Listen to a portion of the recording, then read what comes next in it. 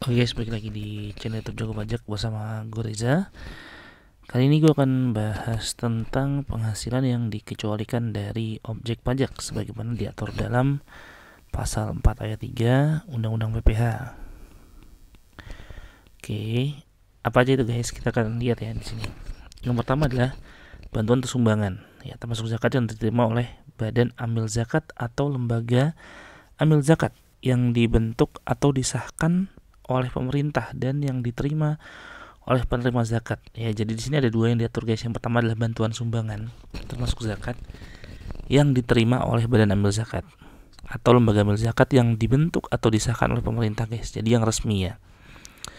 Dan yang diterima juga oleh penerima zakat yang berhak atau sumbangan keagamaan yang sifatnya wajib bagi pemeluk agama yang diakui di Indonesia, yang diterima oleh lembaga keagamaan, ya bisa juga lembaga keagamaan yang dibentuk atau disahkan oleh pemerintah dan yang diterima oleh penerima sumbangan yang berhak, ya yang ketentuannya diatur dengan atau berdasarkan PP 18 tahun 2009.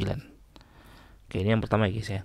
Yang kedua, harta hibah. Nah, kalau ini harta hibah ini diterima oleh keluarga saudara, ini OP ya guys, tapi juga bisa diterima oleh badan keagamaan, badan pendidikan, badan sosial, termasuk yayasan, koperasi, ya atau orang pribadi yang menjalankan UMKM yang ketentuannya diatur dalam PMK 245 tahun 2008. Sepanjang, nah ini yang penting ya guys, yang sering gue sampaikan juga waktu kita bahas pasal 4 ayat 3 di orang pribadi, sepanjang tidak ada hubungan dengan usaha, pekerjaan, kepemilikan atau penguasaan di antara pihak-pihak yang bersangkutan. Sehingga kemarin gue contohin misalnya PTA ngasih hibah ya ke koperasi X misalnya. Nah, ternyata koperasi X ini ya itu adalah salah satu customer dari PTA. Nah, maka hibahnya ini itu berarti masuk sebagai objek pajak bagi koperasi. Kenapa? Karena di sini ada hubungan usaha, guys. Ada hubungan usaha antara PTA dengan koperasi X, seperti itu ya, guys. Kayak ini PMK 245 tahun 2008. Oke, kemudian selanjutnya warisan. Warisan ini orang pribadi pasti, guys. Kemudian harta termasuk setoran tunai yang diterima oleh badan sebagai pengganti saham atau sebagai pengganti penyertaan modal. Jadi harta termasuk setoran tunai yang diterima oleh PT gitu guys ya, sebagai pengganti saham atau sebagai pengganti penyertaan modal, itu dia bukan masuk sebagai penghasilan. Termasuk juga tidak termasuk sebagai tidak masuk sebagai objek pajak. Disebut juga tidak termasuk sebagai objek pajak adalah agio saham atau additional paid in capital. Ya, seperti jadi misalnya tadi kemarin guys, seperti yang gue contohin ya, kalau misalnya dia perusahaan itu ada saham baru gitu kan, debitnya adalah kas gitu ya. Di sini ada modal saham. Ya, taruhlah modal sahamnya harganya 1000. Ya, tapi dia bisa jual ini harganya 10.000, berarti kasnya 10.000. Berarti di sini ada agio. Iya, agio sahamnya 9.000. Nah, agio saham ini bukan penghasil, bukan objek pajak ya. Bukan objek pajak seperti itu guys. Dan juga bukan penghasilan ya kalau secara akuntansi. Dia adalah komponen ekuitas, penambah ekuitas. Nah, termasuk juga kalau misalnya ternyata sahamnya ini dijual dengan harga yang lebih murah, jadi misalnya sahamnya 1000 tapi dapatnya 900, ya berarti kan dia jualnya jadi gini, kas 900, di sini ada saham, modal sahamnya 1000, terus ada disagio saham namanya, disagio saham 100. Nah, ini juga bukan beban ya, bukan pengurang penghasilan guys, seperti itu. Oke, kemudian termasuk dari penghasilan yang dikecualikan dari objek pajak adalah penggantian atau imbalan sehubungan dengan pekerjaan atau jasa. Nah, ini natura ya guys, natura. Ya, natura udah kita bahas sangat dalam di orang pribadi ya guys, kita lewatin aja. Kemudian juga pembayaran dari perusahaan asuransi pada orang pribadi sehubungan dengan usaha, dengan asuransi kesehatan, asuransi kecelakaan, asuransi jiwa, asuransi diguna, dan asuransi beasiswa. Ingat ya guys, di sini pembayaran dari perusahaan asuransi kepada orang pribadi. Jadi kalau pembayaran asuransi kepada WP badan, maka dia menjadi objek pajak. Ini perlu diingat guys. Ya, jadi misalnya perusahaan kebakaran, ya, kemudian dapat asuransi, Nah, itu adalah objek pajak guys bagi si perusahaan tersebut. Ingat ya, ini hanya untuk kepada orang pribadi yang dia non objek pajak. Tapi kalau yang untuk ke WP Badan ya diterima oleh WP Badan, maka dia menjadi objek pajak. Selanjutnya, nah ini dividen atau bagian laba yang diterima atau diperoleh perseroan terbatas sebagai wajib pajak dalam negeri, koperasi, BUMN, BUMD. Ya, dari penyertaan modal pada badan usaha yang didirikan dan bertempat tinggal di Indonesia dengan syarat dividen itu berasal. Nah ini, jadi gini, membacanya seperti ini guys.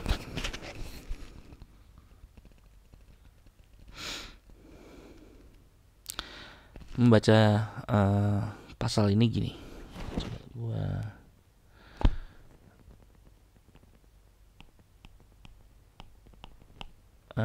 mana ya penghapusnya?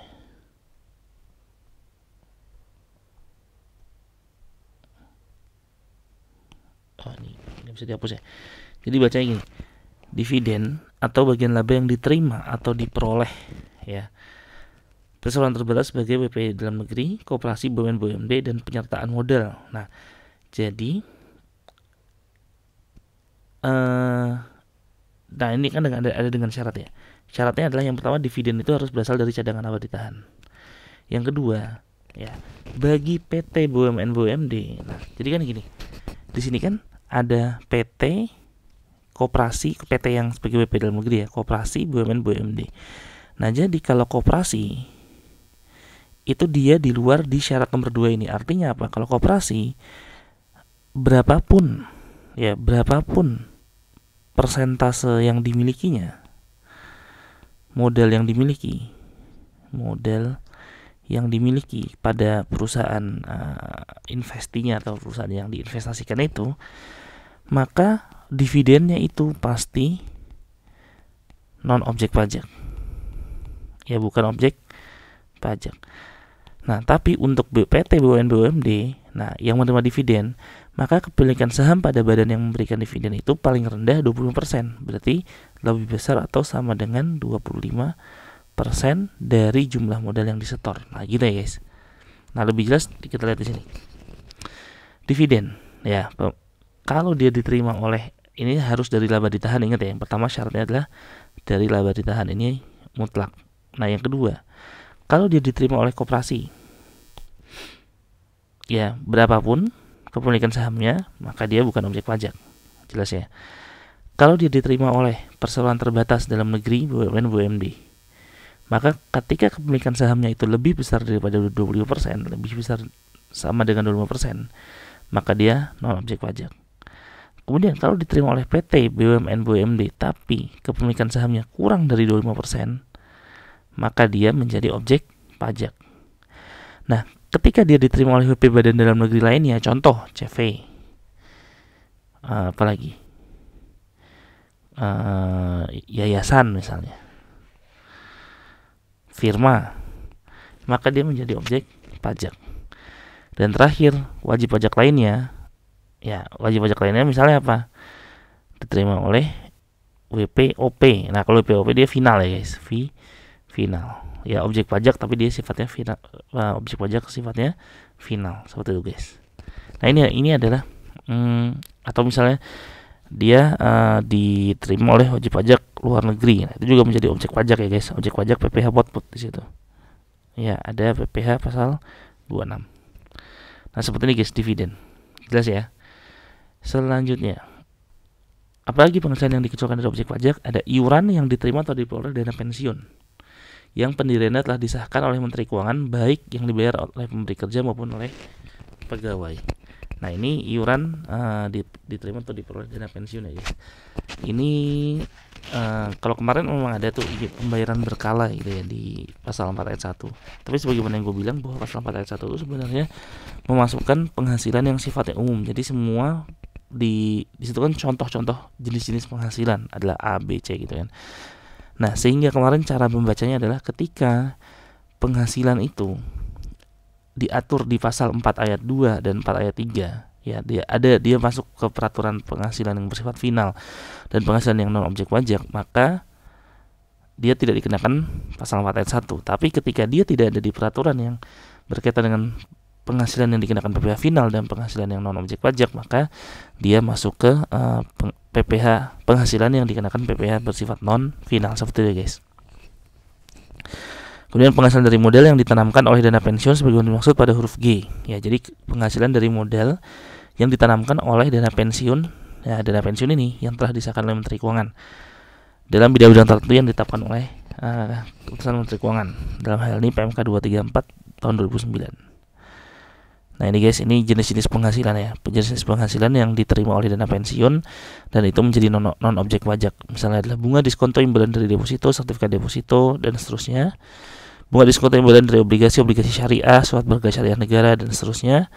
Dan dividen dari saham pada perseroan terbatas yang tercatat di Bursa Efek Indonesia. Nah, ketika si dana pensiun tadi mendapatkan penghasilan ya dari 3 ini, maka dia juga non objek pajak atau dikecualikan dari objek pajak. Kemudian ada bagian laba yang diterima atau diperoleh anggota perseroan komanditer. Nah ini kemarin udah ya guys, kalau misalnya anggota CV, anggota firma, anggota perkumpulan itu menerima laba atau menerima pembagian laba atau disebut dengan dividen misalnya, maka dia tidak menjadi objek pajak ya. CV ya, CV yang modalnya tidak terbagi atas saham ya guys.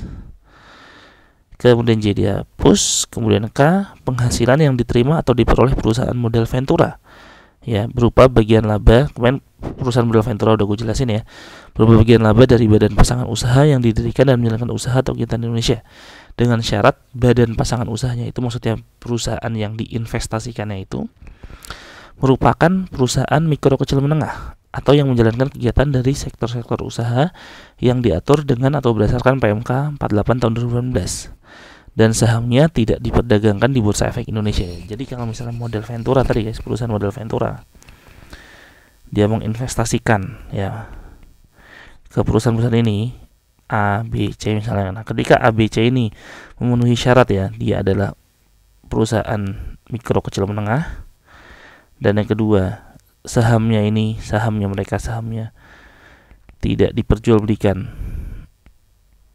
di Bursa Efek, nah maka dia bisa menjadi non objek pajak penghasilan berupa pembagian labanya, dividennya kepada modal Ventura.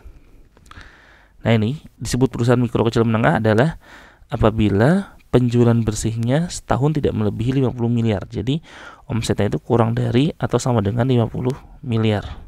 Ketika kurang dari atau sama dengan 50 miliar, maka dia menjadi perusahaan mikro, kecil, dan menengah.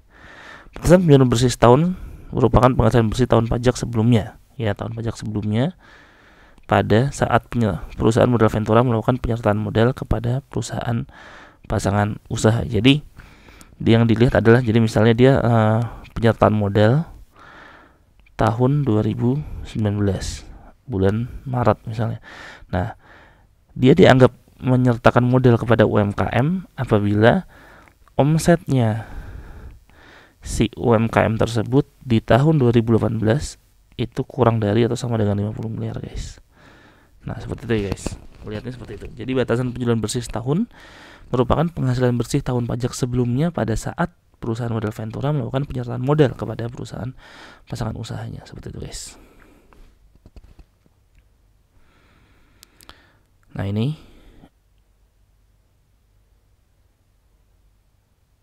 perusahaan modal, ini ya pengertian perusahaan modal Ventura.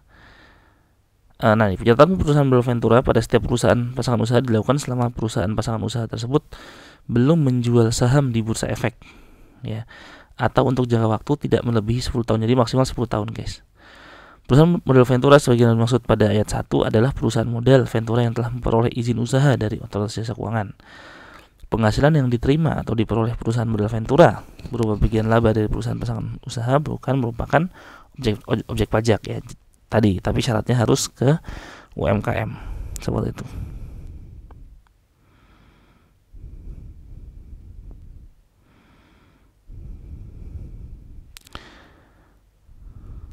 Oke, gitu ya guys.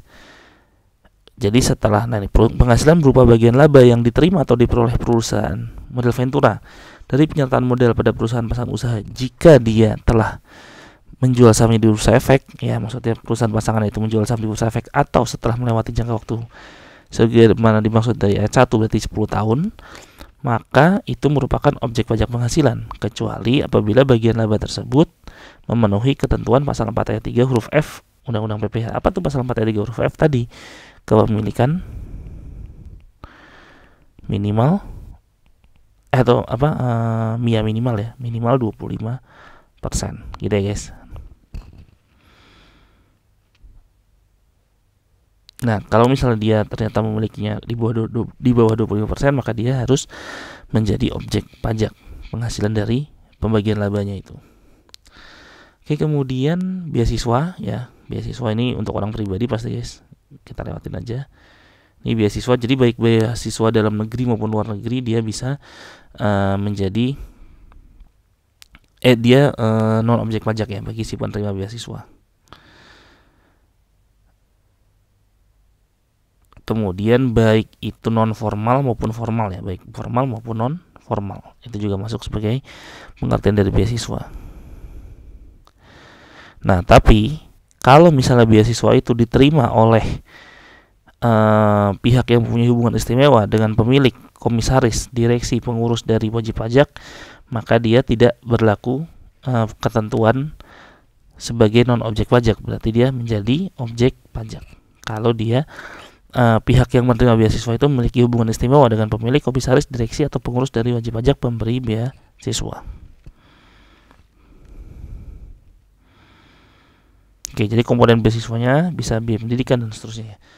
Oke, selanjutnya adalah ini sisa lebih yang diterima atau diperoleh badan atau lembaga nirlaba yang bergerak dalam bidang pendidikan. Ya, jadi kalau misalnya yayasan ya, itu kan lembaga nirlaba. Ketika dia itu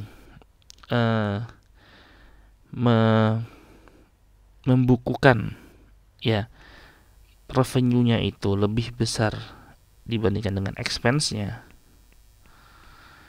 maka ini namanya bukan laba tapi sisa lebih, kita sebutin sisa lebih ya, sejenis laba sih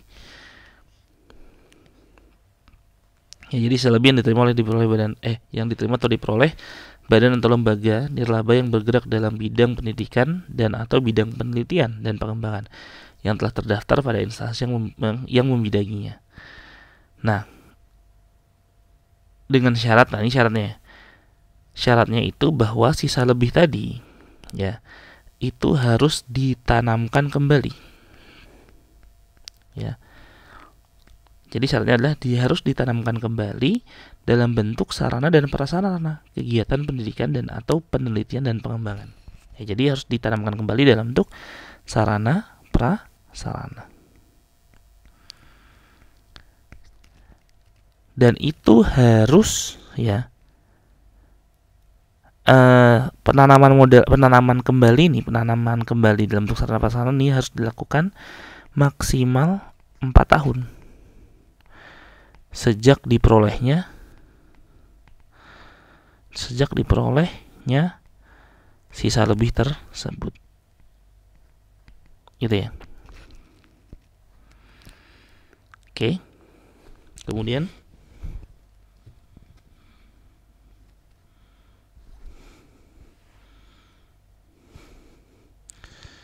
selanjutnya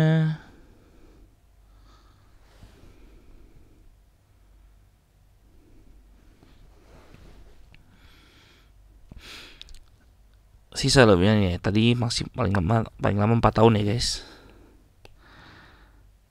Nah, sisa lebih sebenarnya dimaksud pada ayat 1 adalah selisih dari seluruh penerimaan dikurangi dengan pengeluaran untuk biaya operasional sehari-hari badan atau lembaga gitu ya guys. Tadi udah gue jelasin ya. Jadi ya sebenarnya sama, prinsipnya adalah revenue dikurangi dengan expenses.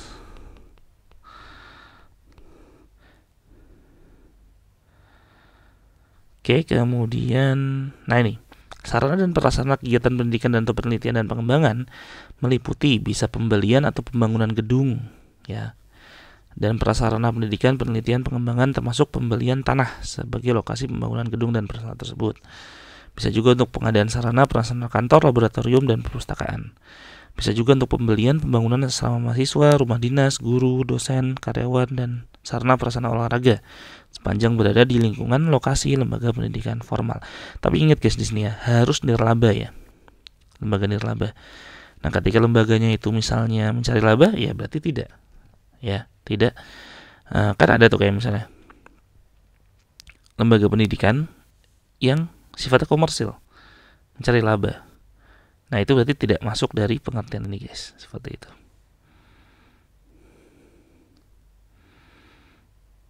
Dan ini harus terdaftar ya, tadi mana sih? Harus terdaftar di instansi yang membidanginya. Jadi harus dia terdaftar pada instansi seperti itu yang membidanginya. Masalah pendidikan berarti terdaftar di Kementerian Pendidikan. Nah, apabila dalam jangka waktu 4 tahun, sisa lebih tadi tidak digunakan untuk pengadaan sarana prasarana kegiatan pendidikan atau penelitian dan pengembangan sebagaimana dimaksud pada pasal 1 ayat 4, maka sisa lebih tersebut diakui sebagai penghasilan dan dikenai pajak penghasilan pada tahun pajak berikutnya, artinya tahun pajak kelima setelah jangka waktu 4 tahun tersebut ditambah dengan sanksi sesuai ketentuan yang berlaku. Artinya apa? Ketika dia tidak ada tidak digunakan, maka dia harus bayar pajaknya ya. Dan ada sanksinya. Sanksinya apa? Karena sanksi telat bayar. Ya, sanksi telat bayar berarti 2% per bulan. Ya, 2% per bulan. Ada maksimalnya nggak ada? Nggak ada maksimal 24 bulan ya, karena di sini dia statusnya adalah telat bayar.